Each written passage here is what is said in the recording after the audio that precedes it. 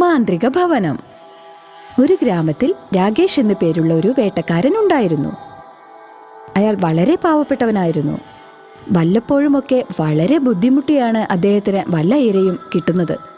ഒരു ദിവസം അയാൾ ഇങ്ങനെ ആലോചിച്ചു, ഇന്ന് കാടിൻ്റെ ഉൾഭാഗത്ത് പോയി നോക്കാം.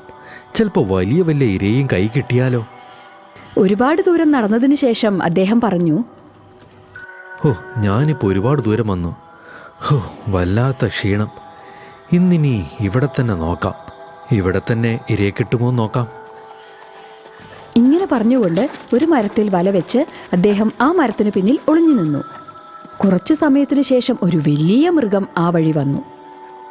രാജേഷ് പെട്ടെന്ന് വലയെറിഞ്ഞ് അതിനെ ആ വലയ്ക്കുള്ളിലാക്കി. എന്നിട്ട് സന്തോഷത്തോടെ പറഞ്ഞു, കൊള്ളാലോ, ഇന്നെന്നാലും വലിയൊരു മൃഗത്തെ തന്നെ കിട്ടി. ഇതിന് നല്ല വില കിട്ടും. അയാൾ മടങ്ങിപ്പോയി അതിനെ വിറ്റു. അതിൽ നിന്നും നല്ലൊരു സംഖ്യ അദ്ദേഹത്തിന് കിട്ടി. അയാൾ ആ പണം കൊണ്ട് ഒരു സ്വർണ്ണക്കടയിൽ പോയി തൻ്റെ പത്നിക്കായി 2 ജോഡി കമ്മലുകൾ വാങ്ങി. എന്നിട്ട് ആലോചിച്ചു, ഈ സമ്മാനം കാണുമ്പോൾ സാവിത്രിക്ക് സന്തോഷമാവും. അയാൾ അതുമായി വീട്ടിലേക്ക് ചെന്നു. അപ്പോൾ സാവിത്രി ചോദിച്ചു, ആഹാ, നിങ്ങൾ വന്നോ? ഇന്ന് വരാൻ ഒരുപാട് വൈകിയല്ലോ. അപ്പോൾ രാജേഷ് പറഞ്ഞു, അതൊക്കെ ഞാൻ പിന്നെ പറയാം. ഇപ്പോൾ നീ വീടിൻ്റെ അകത്തേക്ക് നടന്നൊരു കാര്യമുണ്ട്. രണ്ടാളും അകത്തേക്ക് പോയി. രാജേഷ് സാവിത്രിയുടെ കയ്യിൽ ആ കമ്മലിൻ്റെ ബോക്സ് കൊടുത്തു. സാവിത്രി സന്തോഷത്തോടെ പറഞ്ഞു, ഹായ്, കൊള്ളാമല്ലോ, ഇത് വളരെ മനോഹരമായിരിക്കുന്നല്ലോ. രാജേഷ് പറഞ്ഞു, കുറച്ച് മെല്ലെ പറ, ആരെങ്കിലും കേൾക്കും. അതോടെ സാവിത്രി ശബ്ദം പതുക്കെയാക്കി. പക്ഷേ അവൾക്ക് മനസ്സിനെ നിയന്ത്രിക്കാൻ പറ്റിയില്ല. അവൾ പിറ്റേ ദിവസം തന്നെ തൻ്റെ കൂട്ടുകാരികൾക്ക് കമ്മല് കാണിക്കുവാനായി പോയി. അവൾ എല്ലാവരോടും പറഞ്ഞു, നോക്കൂ നോക്കൂ, എൻ്റെ കമ്മല് കണ്ടോ, നല്ല ഭംഗിയില്ലേ? നിങ്ങൾക്കറിയോ, ഇത് എൻ്റെ ഭർത്താവ് രാജേഷാണ് എനിക്ക് തന്നത്. നോക്ക്, നല്ല ഭംഗിയില്ലേ കാണാൻ? നിങ്ങളിത് കണ്ട് അസൂയപ്പെട്ടോ? ഞാൻ പോവാ, പിന്നെ കാണാട്ടോ. ഞാൻ പോണോ, എനിക്ക് വേറെ ഒരുപാട് കാര്യങ്ങളുണ്ട്. ഇങ്ങനെ പറഞ്ഞുകൊണ്ട് സാവിത്രി അവിടെ നിന്നും പോയി. അവളുടെ കൂട്ടുകാരികൾ പരസ്പരം പറയാൻ തുടങ്ങി, എന്തായിരിക്കും ഇതിൻ്റെ പുറകിലുള്ള രഹസ്യം? നമുക്ക് ഒരുമിച്ചതങ്ങ് കണ്ടുപിടിക്കണം. സാവിത്രിയുടെ കൂട്ടുകാരികൾ ഈ കാര്യം അവരുടെ ഭർത്താക്കന്മാരോട് പറഞ്ഞു. അപ്പോൾ ഭർത്താവ് പറഞ്ഞു, ഓഹോ, അങ്ങനെയാണല്ലേ. അവൻ നമുക്കുള്ള പൈസ തരാതെ അവൻ്റെ ഭാര്യയ്ക്ക് സ്വർണം വാങ്ങിച്ചു കൊടുക്കുന്നു അല്ലേ? നാളെ തന്നെ അവൻ്റെ വീട്ടിൽ പോയിട്ട് തന്നെ കാര്യം. അടുത്ത ദിവസം അയാൾ രാജേഷിൻ്റെ വീട്ടിലേക്ക് പോയി. എന്നിട്ട് അയാളോട് പറഞ്ഞു, എന്താ രാജേഷ്, നീ എനിക്ക് തരാനുള്ള പൈസ തരാതെ നിന്റെ ഭാര്യയ്ക്ക് നീ സ്വർണ്ണ കമ്മൽ വാങ്ങിച്ചു കൊടുത്തു അല്ലേ? എൻ്റെ പൈസ എപ്പോൾ തരും? നീ എനിക്ക് പൈസ തരണ്ട, ആ കമ്മൽ തന്നാൽ മതി. ഇങ്ങനെ പറഞ്ഞുകൊണ്ട് അയാൾ രാജേഷിൻ്റെ ഭാര്യയുടെ കമ്മലുകൾ വാങ്ങി തിരികെ പോയി. സാവിത്രിക്ക് വളരെ സങ്കടമായി. രാജേഷ് പറഞ്ഞു, കണ്ടില്ലേ, നിന്നോട് ഞാൻ പറഞ്ഞതല്ലേ ഇതിൻ്റെ കാര്യം ആരോടും പറയരുതെന്ന്. ഇപ്പം എന്തായി? നിനക്കല്ലെങ്കിൽ ഒന്നും പറഞ്ഞാൽ മനസ്സിലാവില്ലല്ലോ.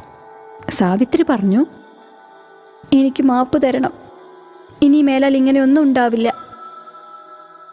അങ്ങനെ പിറ്റേ ദിവസം വീണ്ടും രാജേഷ് ഇരയെ തേടി കാട്ടിലേക്ക് നടന്നു. ഇരയെ അന്വേഷിച്ച് രാജേഷ് വളരെയധികം ക്ഷീണിതനായി. അവന് ഒരു ഇരയെ പോലും കിട്ടിയില്ല. അവൻ വിശ്രമിക്കാനായി ഒരു മരത്തിൻ്റെ ചുവട്ടിൽ ഇരുന്നു. ക്ഷീണം കൊണ്ട് അവൻ ഉറങ്ങിപ്പോയി. രാജേഷ് സ്വപ്നത്തിൽ ഇങ്ങനെ കണ്ടു, അയാളുടെ വീട്ടിന് മുറ്റത്ത് ഒരുപാട് സ്വർണ്ണ നാണയങ്ങളുള്ള ഒരു നിധി ഒളിഞ്ഞു കിടപ്പുണ്ടെന്ന്. പെട്ടെന്ന് അയാൾ കണ്ണു തുറന്നു. എന്നിട്ട് ആലോചിച്ചു, ഇതെല്ലാം സ്വപ്നമായിരുന്നു, എനിക്കതിനുള്ള ഭാഗ്യമുണ്ടെന്നും തോന്നുന്നില്ല. പെട്ടെന്ന് ആ മരത്തിൽ നിന്നും ഒരു ശബ്ദം വരാൻ തുടങ്ങി. എടാ മണ്ട, നിനക്ക് ഞാൻ സ്വപ്നത്തിൽ ആ നിധിയുടെ അടുക്കൽ വരെ എത്തിച്ചു. നിനക്കത് സ്വന്തമാക്കാനുള്ള അവസരമാണത്. രാജേഷ് പറഞ്ഞു, ശരിക്കും എൻ്റെ വീടിൻ്റെ മുറ്റത്ത് നിധിയുണ്ടോ? വീണ്ടും ആ മരത്തിൽ നിന്ന് ശബ്ദം വരാൻ തുടങ്ങി. ഉണ്ട്, നീ തന്നെ പോയി നോക്ക്. രാജേഷ് പെട്ടെന്ന് തന്നെ അവന്റെ വീട്ടിലേക്ക് മടങ്ങിപ്പോയി. സ്വപ്നത്തിൽ കണ്ടപോലെ അവന്റെ വീടിന്റെ മുറ്റം അവൻ കിളയ്ക്കാൻ തുടങ്ങി. അവൻ എല്ലായിടവും കുഴിക്കാൻ തുടങ്ങി. ഇത് കണ്ടിട്ട് രാജേഷിന്റെ ഭാര്യ അവിടെ എത്തി രാജേഷിനോട് ഇങ്ങനെ ചോദിച്ചു, അതെ, നിങ്ങൾ എന്തായി ചെയ്യുന്നേ? രാജേഷ് പറഞ്ഞു. നീ മിണ്ടാതിരുന്ന് നോക്കിയാ മതി. കുറേ നേരം അങ്ങനെ കുഴിച്ചു കഴിഞ്ഞപ്പോൾ സ്വപ്നത്തിൽ കണ്ട പോലെ രാജേഷിന് വലിയൊരു സ്വർണത്തിന്റെ നിധി കിട്ടി. ഇത് കണ്ട് സാവിത്രി ആകെ അമ്പരന്നുപോയി. എന്നിട്ട് രാജേഷിനോട് പറഞ്ഞു, ഇതൊക്കെ എന്താണ്? നമ്മുടെ മുറ്റത്ത് ഇത്രയും നിധികളോ? നിങ്ങൾ ഇതുവരെ എന്നോട് ഇത് പറഞ്ഞില്ലല്ലോ. രാജേഷ് പറഞ്ഞു. എനിക്കും അറിയില്ലായിരുന്നു. ഞാൻ മരം വെട്ടാനായി കാട്ടിനകത്ത് പോയപ്പോൾ വിശ്രമിക്കാനായി ഒരു മരത്തിൻ്റെ ചൂട്ടിലിരുന്നു. അവിടെ നിന്നും ഒരു അശരീരി ഉണ്ടായി. അതാണ് എനിക്ക് പറഞ്ഞു തന്നത് വീടിൻ്റെ മുറ്റത്ത് നിധിയുണ്ടെന്ന്. സാവിത്രിക്ക് ഒരുപാട് സന്തോഷമായി. എന്നിട്ട് പറഞ്ഞു, ഇത് വളരെ നന്നായിരിക്കുന്നല്ലോ. രാജേഷ് പറഞ്ഞു. ഈ കാര്യം നീ ആരോടും പറയരുത്. സാവിത്രി പറഞ്ഞു. ശരി ശരി, ഞാനിത് ആരോടും പറയില്ല. രാജേഷ് പറഞ്ഞു. നീ ഇങ്ങനെ പറഞ്ഞാൽ മതി. കാട്ടിലൊരു നിധിയുണ്ട്. നാളെ എൻ്റെ ഭർത്താവ് പോയിട്ട് അതെടുത്ത് എനിക്ക് തരുമെന്ന്. സാവിത്രി പറഞ്ഞു. ശരി, ഞാൻ എല്ലാവരോടും ഇത് തന്നെ പറയുള്ളൂ. അടുത്ത ദിവസം സാവിത്രി ഗ്രാമത്തിൽ പോയി എല്ലാവരോടും ഇങ്ങനെ പറഞ്ഞു. അതെ, എല്ലാവരും അറിഞ്ഞോ? എൻ്റെ ഭർത്താവിൻ്റെ കയ്യിൽ ഒരു വലിയ നിധി കിട്ടിയിട്ടുണ്ട്. അത് ഇവിടെയൊന്നുമല്ല, അങ്ങ് ദൂരെ കാട്ടിലാ. ഇന്ന് രാത്രി അദ്ദേഹം കാട്ടിലേക്ക് പോയി ആ നിധി എടുത്ത് എൻ്റെ കയ്യിൽ കൊണ്ടുതരും. ഇങ്ങനെ പറഞ്ഞ് അവൾ വീട്ടിലേക്ക് തിരിച്ചുപോയി. ഗ്രാമത്തിലുള്ളവർ അമ്പരന്നുപോയി. എന്നിട്ട് ഇങ്ങനെ ആലോചിച്ചു, രാജേഷ് പോകുന്നതിന് മുമ്പ് നമുക്ക് പോയി ആ നിധി കൈക്കലാക്കണം.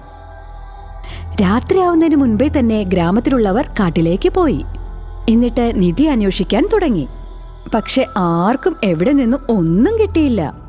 അതേസമയം ഇവിടെ രാജേഷും ഭാര്യയും വളരെ സന്തോഷത്തോടെ ഇരിക്കുകയായിരുന്നു. അപ്പോൾ കൂട്ടുകാരെ, ഇങ്ങനെയുള്ള കഥകൾ കേൾക്കാനായി ഞങ്ങളുടെ ചാനൽ സബ്സ്ക്രൈബ് ചെയ്യുക, ബെൽ ബട്ടൺ അമർത്തുക. നിങ്ങൾക്ക് ഒരു കഥയും മിസ്സാകില്ല. അപ്പോൾ അടുത്ത കഥയിൽ കാണാം. ബൈ.